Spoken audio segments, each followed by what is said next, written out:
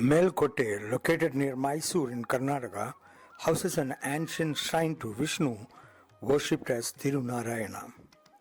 This shrine is known for its long-standing association with the spiritual leader Ramanujacharya. The presiding deity here is known by the name Tirunarayana. Vishnu's consort is known as Yadugiri Tayar. The temple tank is named as Kalyani Tirtham. Melakote has two distinct temples, the Tirunarayana temple at the foothills and the hill temple to Yoga Narasimha. Here lives a person known for his outstanding knowledge on Indian scriptures. Professor M.A. Lakshmi Tatachar is a traditional Sanskrit scholar who specializes in all the Indian knowledge systems. He has dedicated his life to prove to the world the modern relevance of these knowledge systems to fields as varied: information technology, agriculture, horticulture, and so on. He has edited and authored more than 100 various publications. He has taught at the postgraduate and doctoral levels and established several institutes of national and international repute. Presently, he heads the Samskriti Foundation at Mysore and is actively engaged in research work and spreading awareness about the importance and significance of the traditional Indian knowledge systems. Rishi Krishi. The Rishis looked upon the soil as a mother. They believed that the plough would damage the soil and turn it into sand. The Rishis considered fruit, tubers, and milk the most appropriate diet for humans. Rice, barley, and millet were grown in small quantities and used as offerings to the sacrificial fire. Cows were raised with great care and love, and extensive grazing lands were provided to them by strictly and deliberately limiting cultivated areas.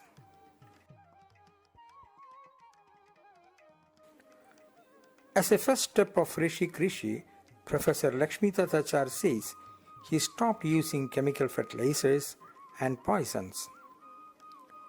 After gaining some confidence in natural farming, he devoted his few acres of land to absolutely no-till treatment.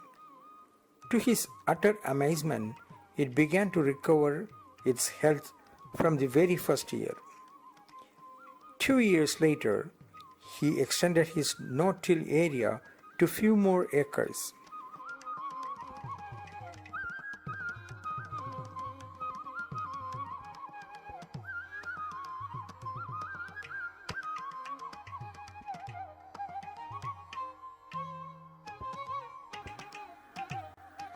Initially, he did suffer minor difficulties, such as birds picking the seeds, poor germination, tough weeds, all sorts of diseases and pests, and unfavorable weather. But these problems are normal in any kind of agriculture.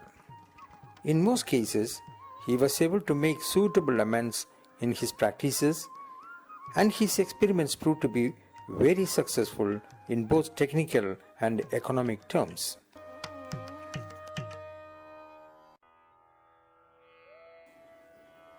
He could achieve highly respectable yields and higher total production than under the previous chemical assisted system, a 6 to 8 fold increase in net profits, and most important of all, vast improvements in the health and fertility of the soil.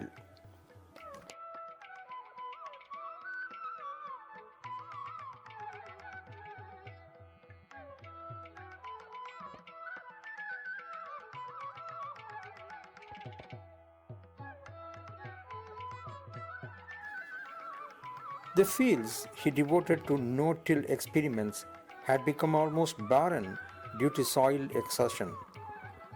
4 years later, they were healthy and productive. In fact, all his land improved, and this could easily be judged from the lush green health of the crops, the type of natural vegetation coexisting with it.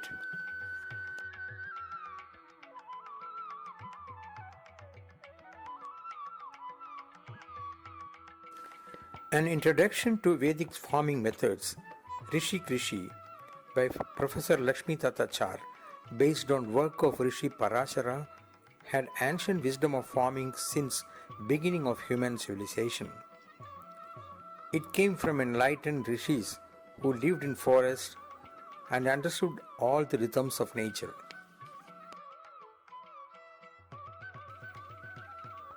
One of these great rishis was Parasara, but there were many others who taught the art and science of cultivation as per Vedic science. In modern times, Professor Lakshmi Tatachar has propagated this method.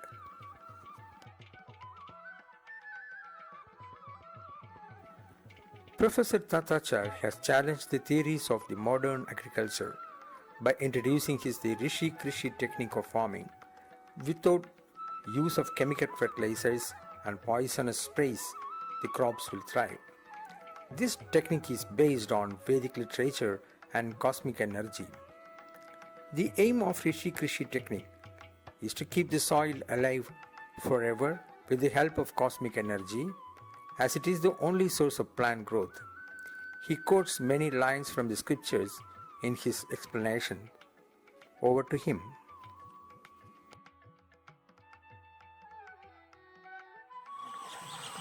यो नित्यमच्युतपदाम्बुजयुग्मरुक्मव्यामोहतस्तदितराणि तृणाय मेने अस्मद्गुरोर्भगवतोऽस्य दयैकसिन्धोः रामानुजस्य चरणौ शरणं प्रपद्ये.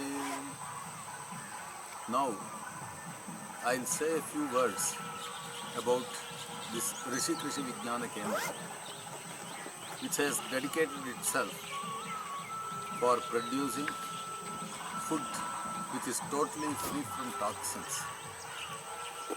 Nowadays, according to me, all the human beings are becoming Vishapurushas or Vishastris because they are consuming so much of poison every day through their food and through so many other mediums. So from my point of view, it is very much essential to produce food which is totally free from toxins, because Bhagavad Gita very clearly says Ahara Shuddhau Sattva Shuddhihi Sattva Shuddhau Dhruva Smriti, and in the Upanishads it has been very clearly stated Smriti Dambhe Sarva Granthinam Vipramoksha. That means if your food is totally free from toxins and if it is pure, you will get Sattva Guna more and more. When the Sattva Guna goes on ascending, what happens? You will be able to concentrate on something and you will be able to do yoga and you will be able to put an end to the cessation of, put an end to all the activities of the brain or mind, and there will be the cessation of all activities, as Patanjali very clearly says, Yogaha Chitta Vritti Nirodha. So now the whole world is up to yoga.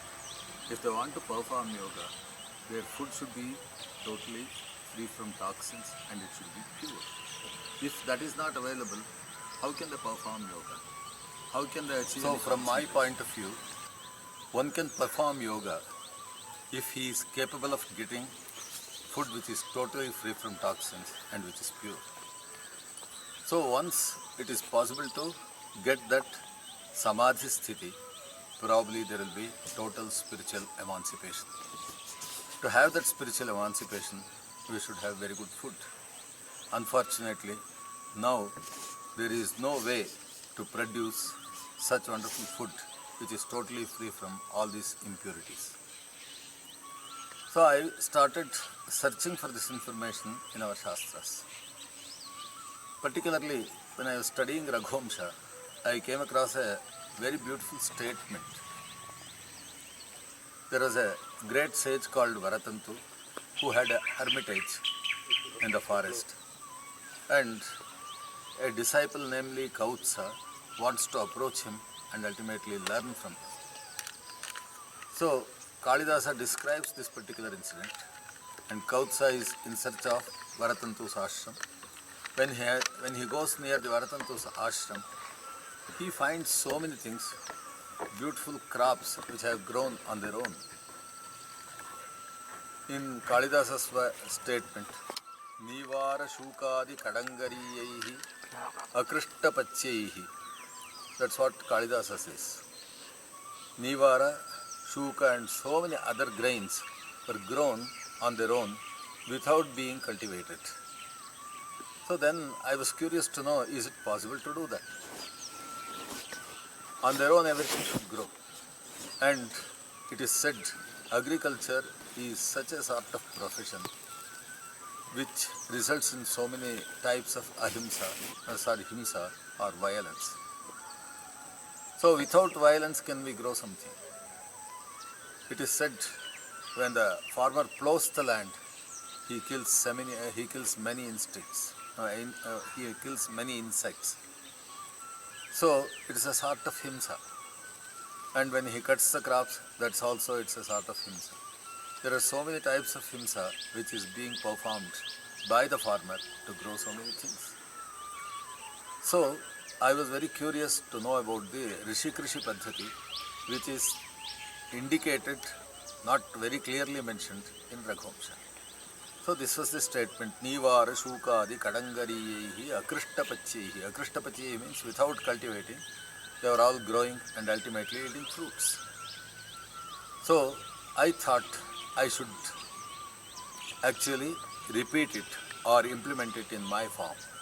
So I went on searching searching for more and more information. And in Kalidasa's Raghuvamsha itself, there is another beautiful statement which says, Duduhuhu Dharitrim. The kings of the Raghu dynasty were milking the Mother Earth. That means a human being cannot live without consuming anything from nature. He has to consume something. So when he consumes something, he has to disturb the nature. Once he disturbs the nature, probably it is a sort of disturbing the ecosystem itself and environment also. So from that point of view, I was studying this particular statement. In this statement, he compares the earth to a cow. In a milking cow, every day in the morning, if it is milked, again in the evening, the udder is full of milk, and people can take the milk from the udder of the cow. Similarly, next day morning, it will be full of milk. So in this way, it should be a sustainable sort of usage of the natural resources. So when we consume something or when we use something from nature, it should not disturb nature very much. On the other hand, nature should be able to rejuvenate itself. In that way, it has to be consumed. That's what I felt. So then I try to understand this particular statement. Even in the case of agriculture, probably this model has to be followed.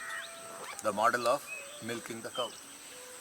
So when you sow so many seeds and when you grow the corn, you should not completely harvest everything.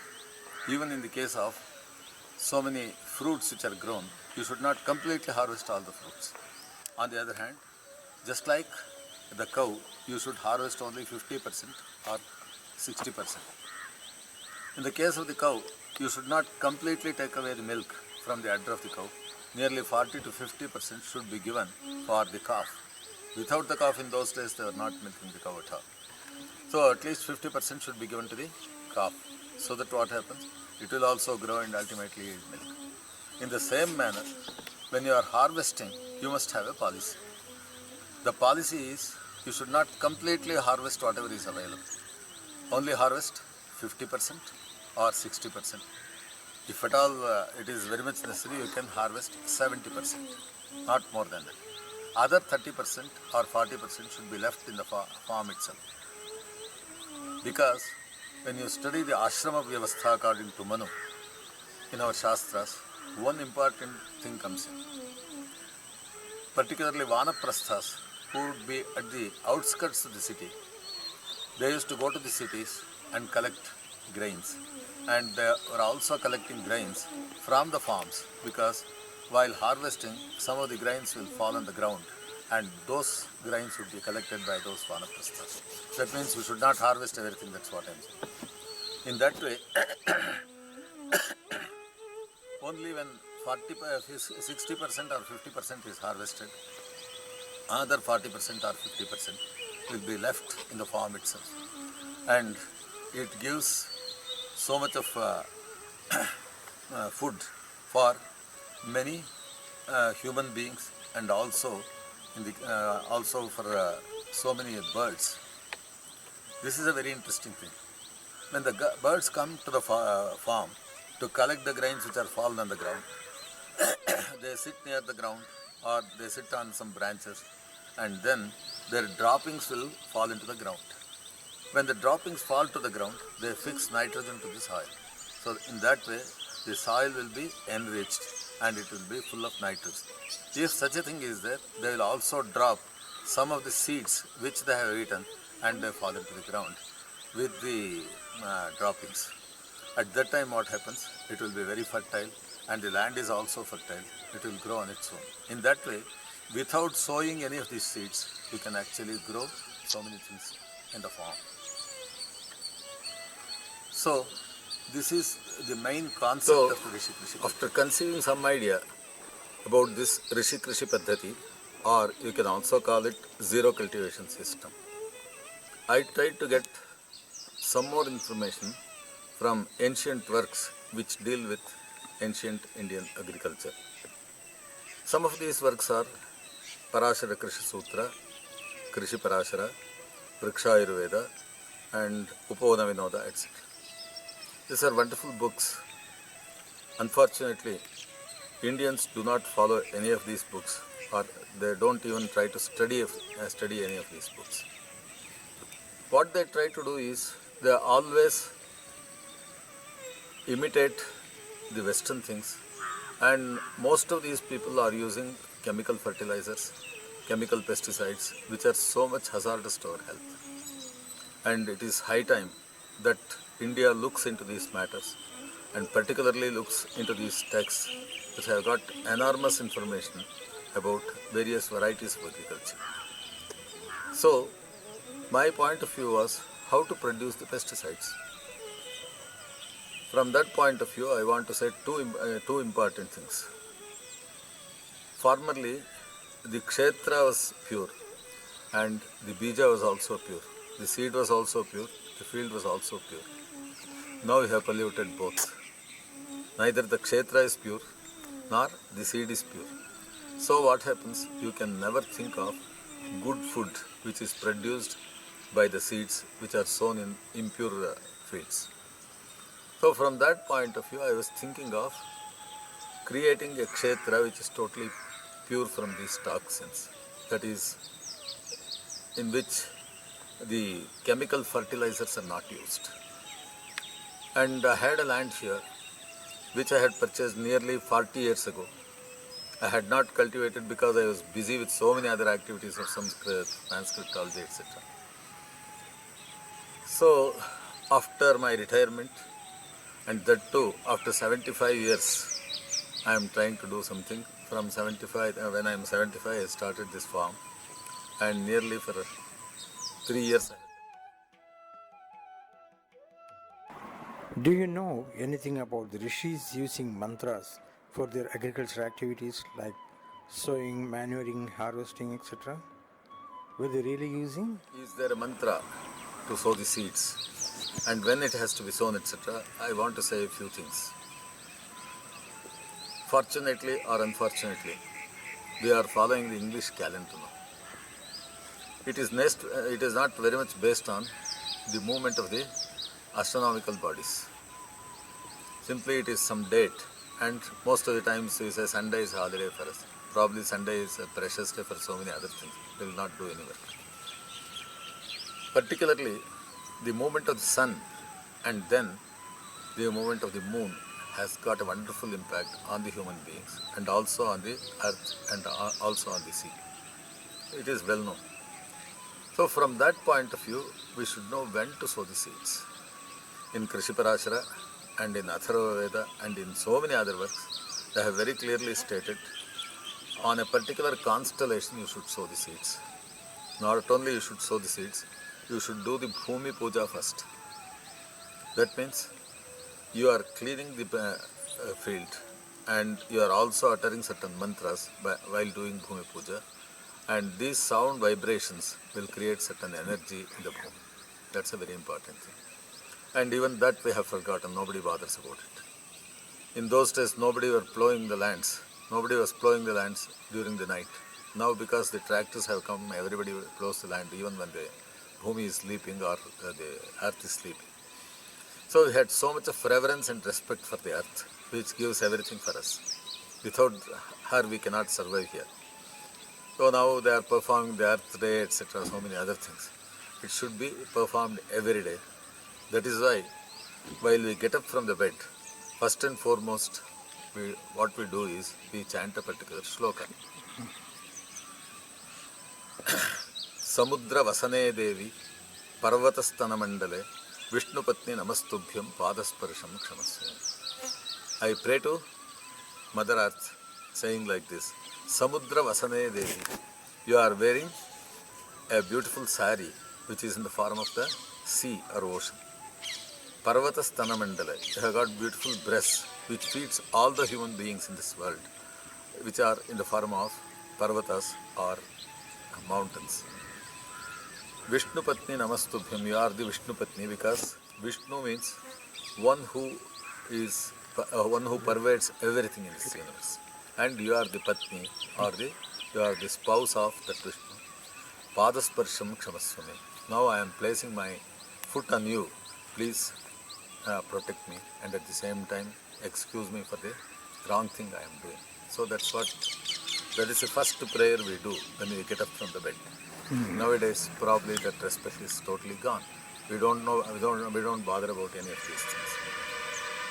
My feeling is, if you want to protect any environment and if you want to practice any agricultural system, first and foremost thing is you must have so much of reverence and respect for the Mother Earth. If the reverence is gone, probably you will not be able to do anything. That is my feeling. And most of the times I call it is not eco-friendly agriculture, it is ego-friendly agriculture. Because you want to fulfill your desires, that's why you are doing that. On the other hand, make everything grow in a natural way and let it be eco-friendly agriculture, not ego-friendly agriculture. And in the same manner what happens, we have not kept the bija or the seeds pure. Because nowadays you get so many varieties of seeds. Think of Monsanto. So they produced some seeds of the cotton. That seed actually gives you one crop, and next time when you sow the same seed, it will not give you another crop. So what we have done is, we have done the earth barren, and ultimately we have made the seeds also impotent. So this is the state of affairs in India. So the seeds should have such a perfect power, so that what happens, when you sow them, they will withstand all the problems, particularly attack of so many pests, etc., etc. They will grow on their own. To tell you honestly, nearly 50 years ago when I was doing agriculture, I was doing a little bit of horticulture. I was not at all using any pesticides. Most of the vegetables would grow on their own without any difficulty. Pesticides I had never thought of even. Nowadays what happens, when he gives the seeds, he says within 15 days you have to actually put this pesticide, spray this, otherwise it will not come. When you want to grow some rose, immediately he will say, sir, every week you have to spray something, otherwise it will not flower. So this is the state of affairs which we have gone into. So let us try to preserve the purity of the earth, and let us also try to preserve the purity of the seed. That's what I am trying to do in my farm. So in my farm, I have grown certain bananas. Nanjanagood Rasabale they call it. Nanjanagood Rasthali in Tamil.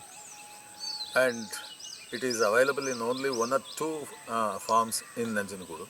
And they will not allow you to go inside the farm, and they will not give you even one single plant. And another problem with that is, most of the times it is attacked by so many pests. And it creates so many diseases, and yield becomes less and less.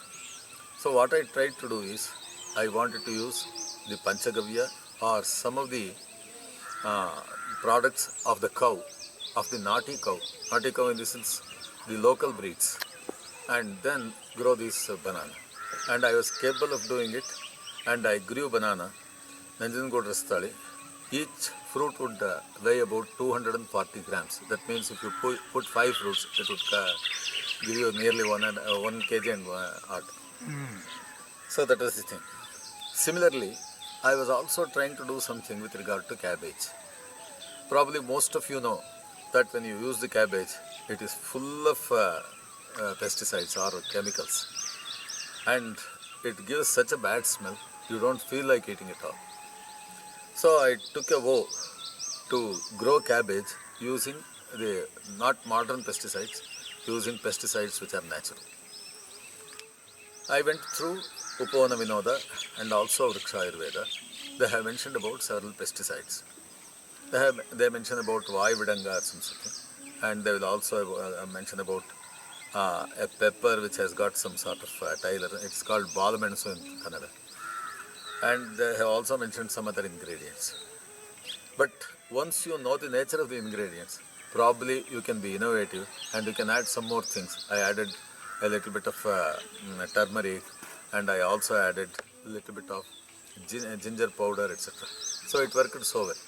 Using that pesticide, I don't call it a pesticide even, because it wards off the pest, it will not kill the pests.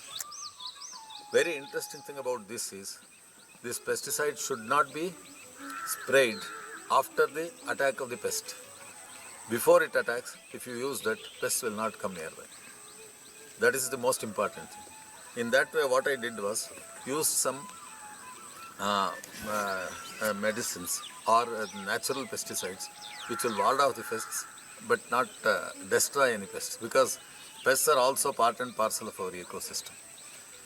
So that is one of the important things. And I was successful in growing cabbage, and to many people I gave it free of cost. They say this is a wonderful cabbage and I don't smell anything in this. On the other hand, it is so sweet and so enjoyable. So in that way, what we can do is, without using the modern pesticides, we can do our own innovation and ultimately prepare so many pesticides. Similarly, we can also use certain natural manures which can be. Now Dr. Subhash Palekar has mentioned something. Probably he has also taken some of the ideas from Vriksha Ayurveda and other things. In the Vriksha Ayurveda, they very clearly mention about Kunapa Jala. Kunapa Jala means the water of the corpse. That means some of the corpse should decay, and ultimately that water should be given to the plants. For that, what they do is, particularly they use the Kunapa Jala of the fish. And dead fish will be brought and it would be put in water and so many other things, and ultimately it will decay and then it will be sprayed. Parashara Krishi Sutra and Vriksha Ayurveda and also Upavana Vinoda very clearly mention the water should have some sort of connection with the fish. If you can't bring the fish and put it here, if you can't get the Kunapa Jala, at least take that water where fish live and use that water. Then the trees and plants will grow with it. So we can collect that information also. So from my point of view, there is so much of solution for all the modern problems with regard to food. And if you go on doing more and more research work, probably you will be rewarded.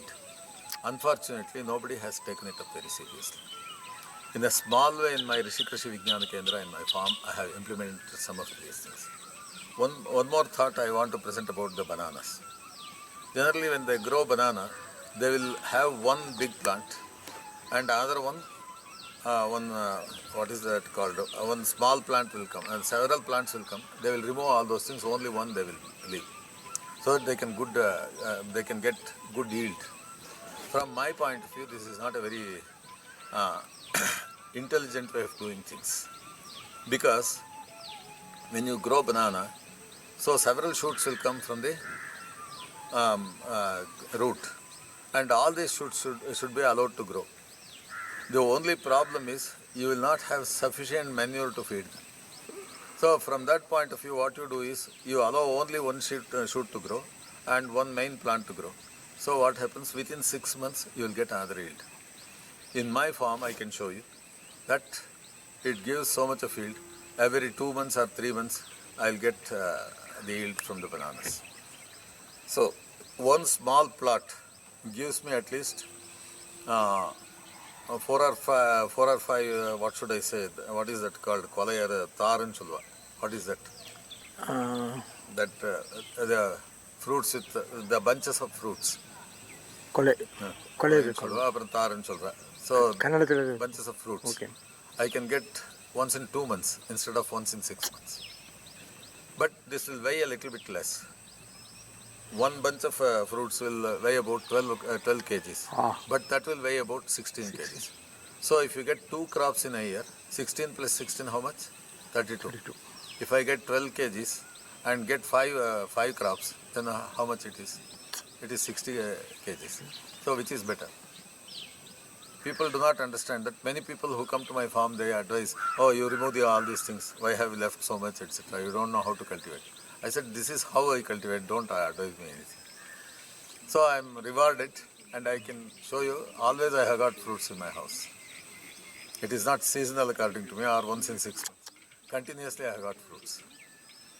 So in this way, so many things can be adopted from the ancient texts which deal with agriculture.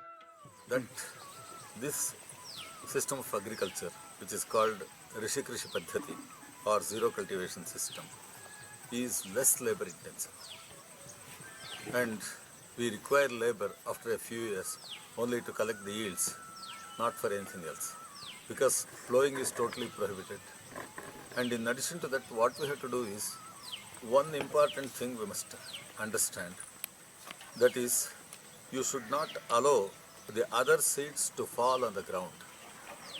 Because earth is such a thing, whatever seed falls on the ground, it will make it germinate. So it is just like Krishna's statement, Paritranaya sadhunam vinashaya cha dushkritam. Even in the plants, there are so many plants which are not very much favorable to us, which are not following the path of dharma. I many times mention people, there are so many plants which propagate themselves. Just like they will produce some thorn, it will stick into your foot or something. Then you remove it and throw, and that becomes the seed, and ultimately it grows. There are such people also. On the other hand, you have seen fruits like mango and so many other things. Most of the people enjoy the mango fruit, and ultimately when they throw the seed, it will also propagate. So you must see, only such plants should be propagated by seeing to it that only such seeds will fall on the ground and not the other seeds.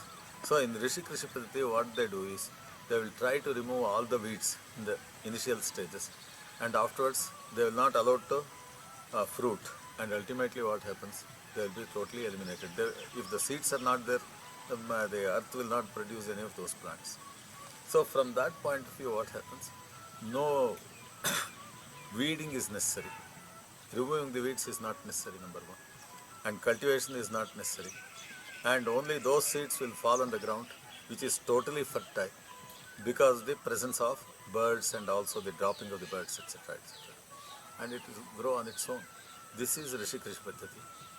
I think now it is very much important for us to follow this Rishi Krishi Paddhati, because labor is not at all available. Probably it is so in Kerala, it is so in Tamil Nadu, or it is so in Karnataka also. Even in UP and other places, they are finding this particular difficulty.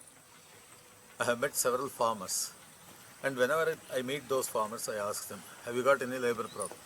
Sir, it is not labor problem. Laborers are not available. Problem is, when he comes here and if he doesn't work, you have got a problem, because most of the laborers are not available. So where is the problem? So they say, I have switched over to this particular type of agriculture. I am growing only those flowers which can be sold in the market and which doesn't require a particular harvesting time, etc. So many things they will say. In Tamil Nadu, I have come across so many things like that. So from that point of view, what we have to do is, let it not be labor intensive. If you follow Rishi Krishi Paddhati, probably you can avoid 80% or 90% of the labor force. It will grow on its own, and if you can also work, it is very good. If there are only two people, husband and wife, they can manage nearly 10 acres of farm without having any laborers. This is what I am trying to do. And this is happening just because government policies are anti-agriculture according to me. Now in Karnataka they have brought in a particular rule that the people who are having BPL cards, below poverty line cards, will be given free rice or given rice at the rate of 1 rupee per kg. What they are doing? And they say, I don't want to work, I'll work for only one day and I'll earn that. And afterwards, if I want to earn, I'll earn and drink it. Actually, most of the people are drug addicts and addicts for these drinks. So, this is a problem. In Tamil Nadu, probably they are giving everything free of cost now. Not even 1 rupee is charged. So, this is anti-agriculture policy according to me. Because nobody wants to work in the farm. Very interesting thing is, in Kautilya's Arthashastra, there is a beautiful way Mother Earth should not be allowed to be barren. She should bear fruits for the people. And these are some of the concepts of Rishi Krishi Paddhati, which I explained to you, which I have actually practiced in my farm. And you can see some of the living examples of that particular practice. With these words, I want to conclude this small presentation with you.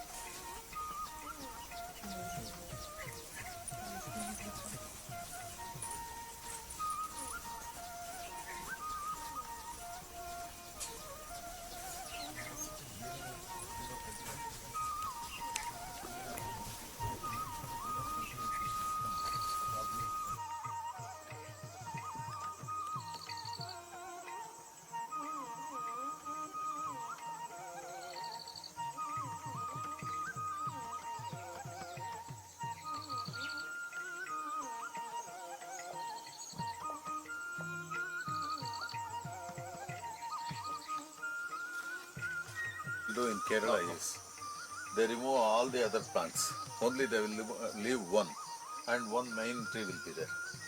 They will get 2 crops per year. That's what they do along with the second one. Afterwards, they remove the whole thing and plant it again. This is probably the 6th or 7th seventh crop I have received from this plant. So it is going on giving me crops like this. I am not doing anything else. Just I am putting some manure and plowing the land, nothing more than that. So in that way, throughout the year you can get the crop. That's what I am telling. This is Rishi Krishi Paddhati. We should not disturb the nature. Whatever comes, probably it has got its own purpose. We should not destroy its purpose by removing it, because we are so much selfish. On the other hand, allow them to grow and give them whatever food they require, and then grow as much as possible. That's my idea.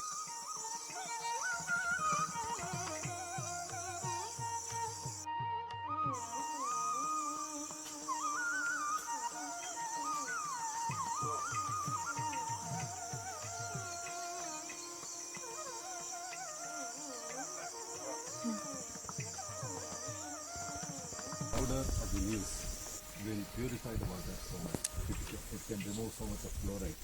Recently we have conducted some experiments and it can remove so much of fluoride. So what we have to do is we must convert that into a valuable product. So this is most important. Otherwise everybody grows drumsticks. But you collect the like a very nice banana. It has very nice taste.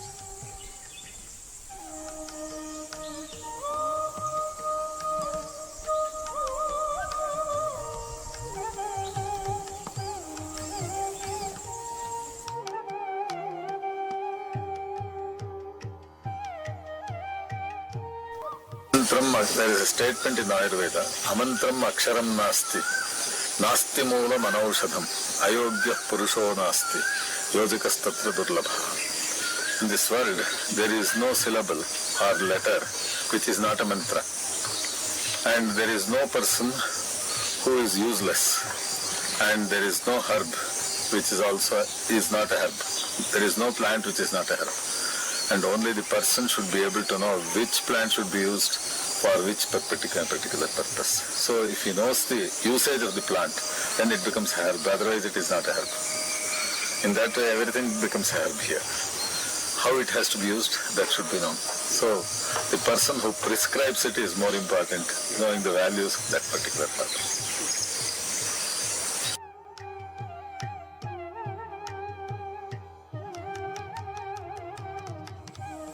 So the creepers should be supported by the tree. All over I want to plant it like this. Probably it will take another 2 or 3 years definitely. How I can do it. I started. It is working.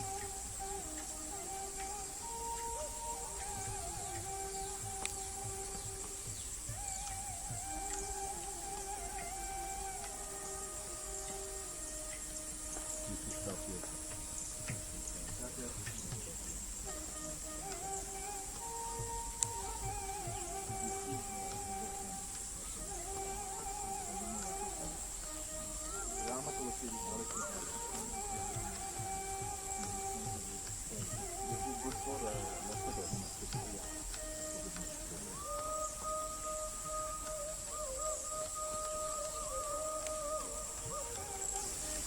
To bring it to the ideal condition, probably it may take another 3 years. I don't know whether I will be able to live up to that or not.